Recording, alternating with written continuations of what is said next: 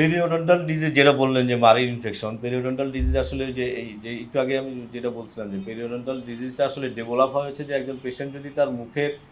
পরিষ্কার পরিচ্ছন্নতা মেনটেন না করে, যদি সে রেগুলার ব্রাশ না করে, তাহলে সেই ক্ষেত্রে যেটা হয় যে তার দাঁতের মধ্যে প্রথমে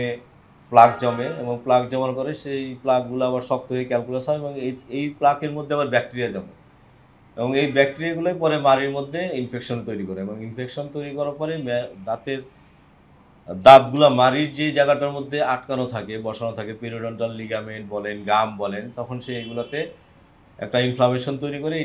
এইটাকেই আমরা বলি হচ্ছে পেরিওডন্টাল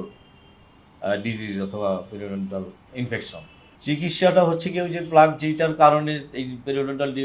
ডিজিজটা ডেভেলপ করছে সেই জিনিসটা রিমুভ করতে হবে। প্লাক এবং ক্যালকুলাস এগুলো স্কেলিংয়ের মাধ্যমে এগুলো সব পরিষ্কার করে ফেলতে হবে, দাঁতের গোড়াটা পরিষ্কার করে অ্যান্টিবায়োটিক দিলে ইনশাল্লাহ ঠিক হয়ে যায়।